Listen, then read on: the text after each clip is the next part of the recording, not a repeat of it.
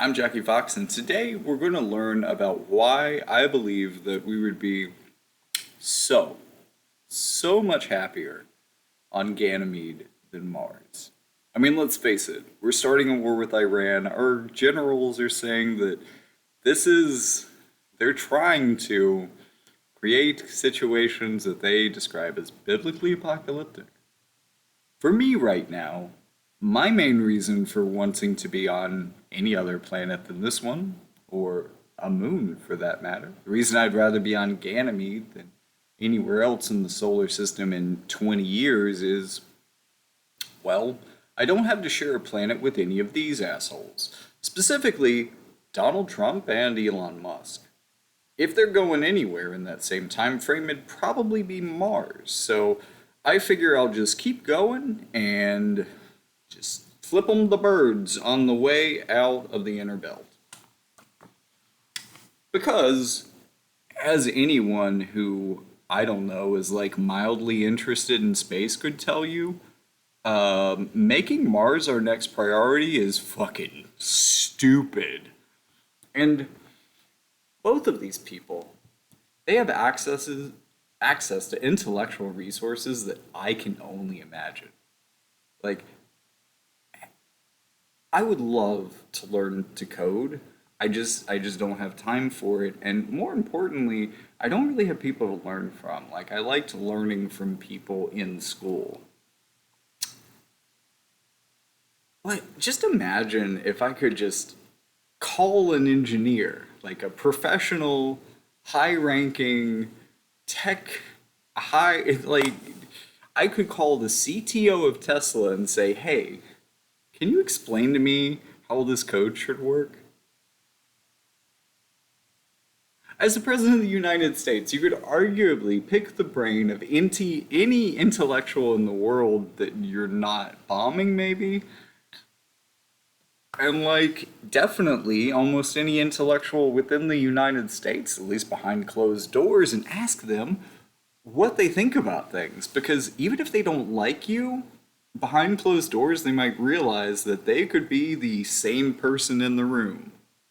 Apparently, it took a sane person in the room about 10 years to break through either of these people's echo bubbles because there is one fundamental fact of moving any large amount of people into space that both of them have been ignoring for a decade. And it's finally biting them in the ass, and they're having to acknowledge it. There's no way to do this without first colonizing or at least building some significant infrastructure on the moon. Here's why. Engines on Earth fight gravity to get up and out of our gravitational influence. On the moon, you're already in zero gravity and pretty well outside of our gravitational influence. This also makes it easier to work on stuff. I mean, like, I get why they want to build factories there, but like, bro, you had access to the smartest minds in the world 10 years ago. How's it taken you 10 years to realize this fundamentally basic fact that many science fiction authors, the Wienerschmidts, could have told you? Look, if you had picked this book up, I know, when you made these stupid claims, this book wasn't out yet, but like, you could have just read this book in 2023 and figured out that you should be going to the moon instead of Mars already. Right? But they're still very focused on going to Mars. Again, because they're idiots. So let's talk about, I mean, look, and don't even get me wrong, there's a lot of problems with living in space. If I were to make a list of the most prime real estate in the solar system for the Homo sapien, there's only one thing on it, and it's Earth. The rest of it just doesn't fucking work. We will, first of all, have to adapt. We will have to become different species because that's our superpower. We adapted for this world. We are not adapted for those. We have to change. Just fundamentally to make some things work, right? But even above and beyond all of that, Mars has three fundamentally massive problems that are all deeply interconnected, right? So, the first of those problems is it's a dead planet. Most moons are dead, and many planets are too, especially the more solid ones, because the core can become too cold and lock up. Now, think about a planet like a electrical dynamo, right? Because you do have a dynamic core. It is spinning as a dynamo. It is harnessing through that, I believe, gravitational energy from the sun, presumably, in order to power itself. And that power also creates an electromagnetic field which guards us from solar and space based radiation sources. That's really important for life on our planet. You can go outside right now and get a sunburn before the end of the day. Now imagine if we didn't have an electromagnetic field and you felt the full force of the sun's rays. Mars isn't that much further from the sun. It's not far enough away to not have a significant issue with this problem, and it doesn't have the electromagnetic field that it would need for people to be able to survive there, right? Okay, so there is a way of solving this problem, and it dovetails neatly into your next problem. So you would burrow underground, right? This is going to be true of most places in the solar system. You're not going to be able to live on the surface. Just let's go ahead and, you might have observatories on the surface, right? You might have specific domes on the surface for observing the stars. You might have launch fields and stuff. But you're not going to have society. There won't be cities, there won't be skyscrapers, there won't be buildings.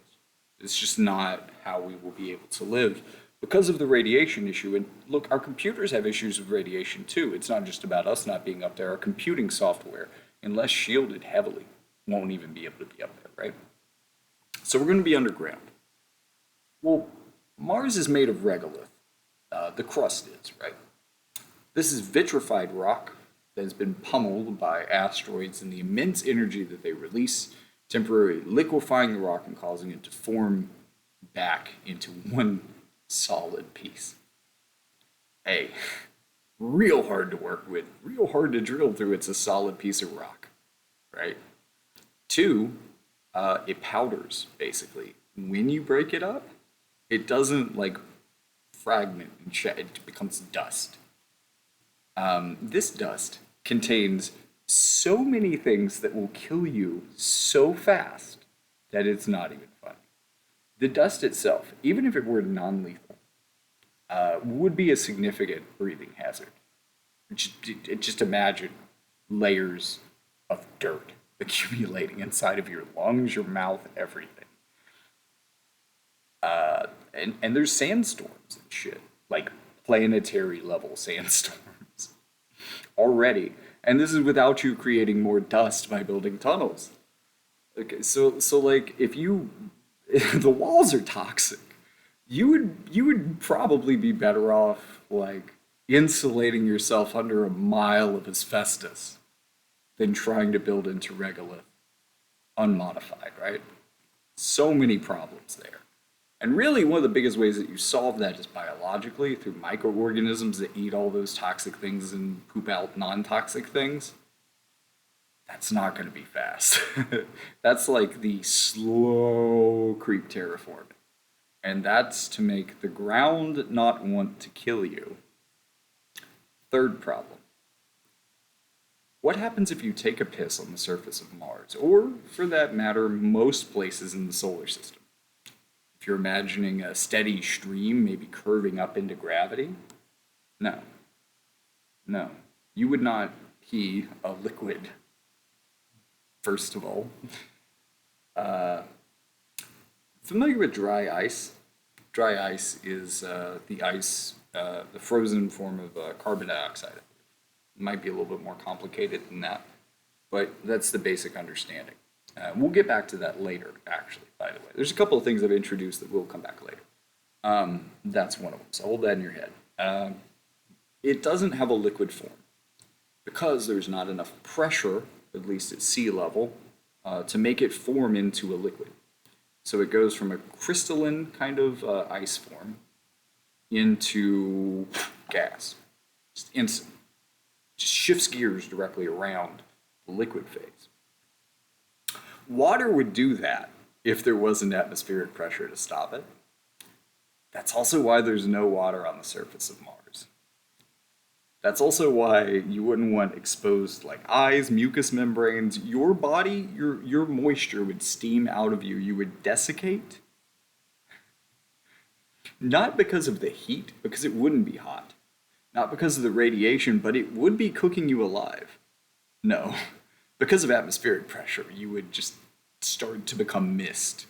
Your body would just steam. If I shot you, you wouldn't bleed. You would probably, because the iron in your blood is heavy enough, develop a like literal rust because it would be oxidized iron from your blood. Like everything else would float into the atmosphere.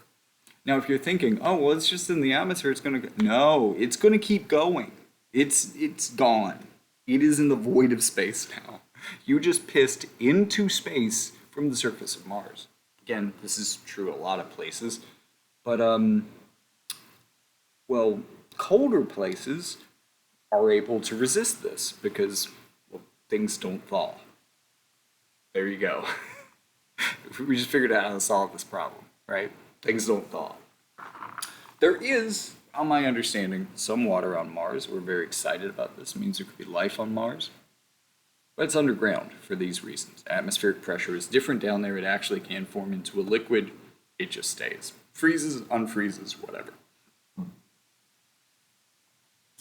There may be some in craters at specific places of the planet if the walls are high enough because the angle of the sun, it's never going to quite get some parts of the rim, so there might be ice there that if it was ever exposed to like a little bit of heat would just poof out into space. So that sucks. I think the last thing I would want in an environment with absolutely no water is to be in a dusty hellhole. I'm not a dust-based organism, unfortunately. I am mostly made of water. It turns out that's really important to me.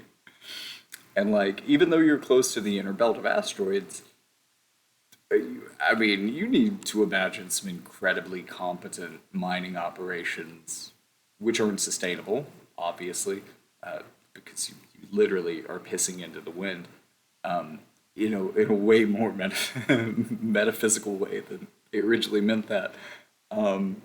Any resources that are really coming here long term, because it's just going to evaporate into space. So, like, you're constantly dependent on incoming water.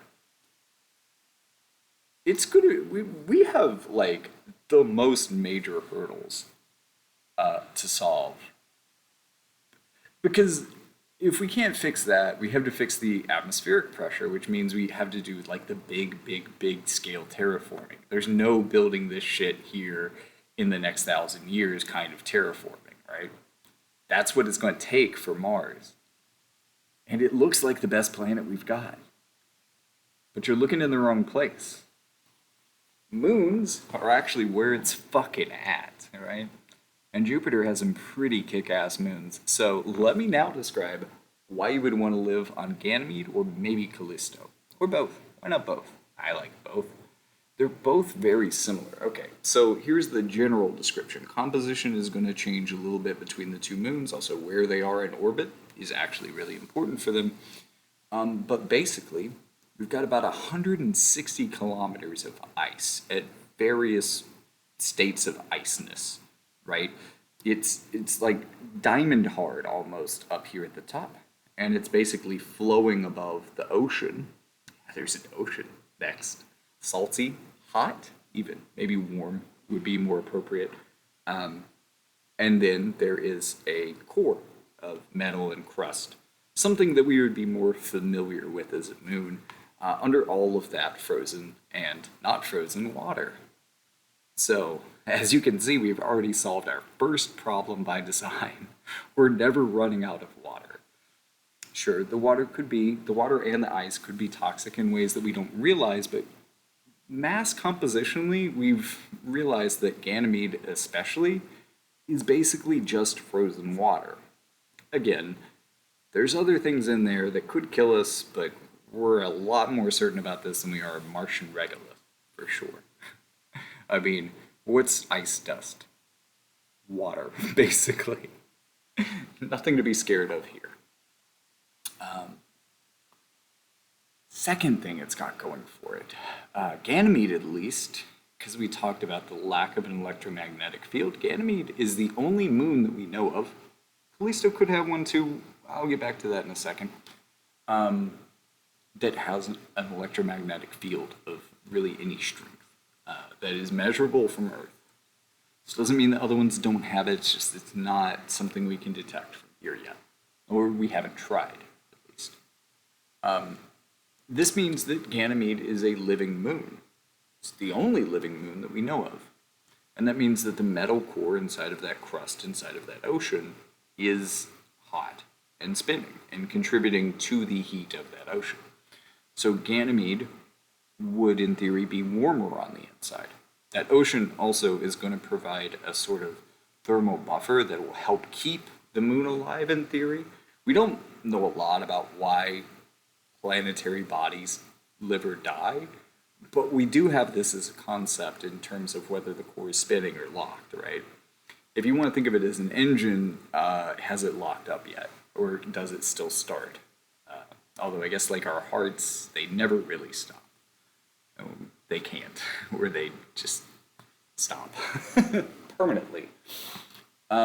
Which is also important. We all know how to kickstart. There's really no practical way to jumpstart a planet, right? Or a moon. Which is a bit of a problem for Callisto, right? So Callisto is very similar in composition, except it has a fully solid core. There may be some electromagnetic field from the ocean. The ocean is kind of doing a dynamic thing. It could be generating like the metals dissolved in the ocean could be doing something that could generate some level of electromagnetic field. It just wouldn't be very strong, right? But also, it's not in Jupiter's radiation belt, and it's not really near the sun. So that's not a huge issue for Callisto, where it would have been for Jupiter. Also, just building ships to approach Ganymede might be difficult because of all that radiation from the radiation belt, from sulfur, ionized sulfur erupting from the volcanoes of Io into the atmosphere of Jupiter directly, just painting this trail of radiation around the planet that the Ganymede and other moons flow through. Callisto is further out, doesn't have to deal with that. Kind of an advantage there. But if you think about this, there's basically four things, functionally, that we need in deep space to survive. We need an atmosphere, atmospheric pressure. Now, as I noted, the surface of none of these things are going to have that. But as you start digging into it, atmospheric pressure increases. That's why there's liquid water inside the planet, even when water would not be able to exist in liquid form on top of the planet, or moon. I keep thinking of it as a planet. It is larger than Mercury. It's larger than Pluto. So it's hard for me not to think of it as a planet. Which, I mean, doesn't that just make it more ideal for this Ganymede? Home sweet home. So you got the atmospheric pressure you need by going underground. You've got the shielding you need under ice. You get the shielding you need from going under ice. You can turn water into oxygen. Great. When you do that, you also separate out hydrogen, which can be used as a fuel source. Excellent. We have fuel to power society and the oxygen to breathe. Cool. We're pretty close to a livable environment already. You've got water. You've got heated water, as a matter of fact. You may even have life forms in the water, alien species. I mean, this might be the perfect place for alien life to develop within our solar system. You're incredibly isolated. You're encased in this like diamond hard shell of ice. You have especially for Ganymede, you have that heated core keeping things warm, probably all sorts of dissolved solids in there. Ganymede also might be interesting in this way. Callisto might also be interesting in this way. It has a slightly different composition. We don't know as much about the core, but we can observe things about the surface. And the ice of Callisto is a little bit different than Ganymede. Ganymede is basically water. Callisto is water and carbon dioxide, which, as I noted earlier, freezes into dry ice. So it's basically wet and dry ice mixed together, which actually gives us a more complete atmosphere than Ganymede would. Remember, separate like melting the ice of Ganymede would provide us oxygen, but that's not all we breathe. Um, no, wait, we breathe out carbon dioxide. I'm tripping. I'm tripping. We would biologically make that ourselves. My bad. It's a lot to hold my head at once. Um, so that's not as necessary, but having a source of carbon dioxide could be helpful for us. So the fact that we have like a frozen store of it in that planet, that's interesting. It might present problems. It's honestly, look, my number one is Ganymede, my number two is Callisto, my number three is probably the moon, just because, I mean, it sucks. It's probably as bad and in some ways worse than Mars. However, it has one thing that nothing else in the solar system has, and that is Earth is its next door neighbor, and that really makes things a lot better. You know, it's a lot easier to get a care package on the moon than like literally anywhere else. And since we have to build it up, it's going to be well taken care of. It's going to be our spaceport essentially for our planet. So, yeah. Um, Callisto. I mean, in terms of places I would want to live in the solar system, we got Earth, Ganymede, Callisto, the Moon, undetermined number five. There's a lot of moons out there. Saturn has a ton of moons too, and I've only really looked into like three of Jupiter's largest four moons, and those are just the Galilean moons. There are other ones that were smaller that were too small for Galileo to observe from Earth, the telescopes he had at the time, but they might be interesting as well. I mean, I don't, I didn't describe Io very much in this video, but yeah, no, that literally sounds even more hellish, like literal fire and brimstone, even more hellish than Jupiter. I mean, sorry, Jupiter also actually seems pretty bad, like as a planet really, the way I imagine living in the Jupiter planetary system, you treat Jupiter like the sun, and you treat all the moons like planets. And roughly, it is the same scale as the confines of the inner belt. Like, let that sink in for a second. If you were to take a map of the entire universe and cut out Jupiter and all of its moons, you could place it over the moon, I mean, over the sun, and it would cover up like Mars and Earth and all of that. Like it is that big, the space between some of these things. It would be, in a way, like a whole new solar system for us to explore. I mean, it wouldn't, but we already aren't exploring most of our solar system. Like, it would be like a whole new planetary backyard, or maybe a whole new neighborhood. Like, if we think of Mercury to Mars being a neighborhood, this would be a whole new neighborhood, the same size. And that opens up a lot of possibilities. So, I mean, yeah, generously assuming that all of the other moons that I haven't researched for this video, and there's three moons inside of the inner belt. Luna's pretty cool, but sucks. It just happens to be close to Earth. Uh, Mars's moons are dumb, just super dumb. One of them's going to crash into the planet in a couple million years. Extra dumb. Jupiter itself has maybe 10 times that number of moons. And I'm not even talking Saturn, Uranus, like Neptune has more moons than the inner belt. So realistically, Mars may not even be in the top 10 places we want to colonize in the solar system. But as far as I know, it's number 5 at best.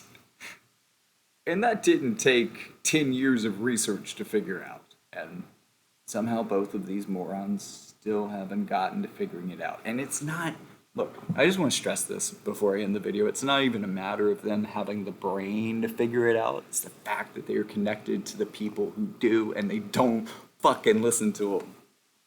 And yet they still act like they're the smartest people on the planet. Which just goes to prove a point. if you think you're the smartest person on the planet, you're actually the dumbest because the smartest person knows how to listen.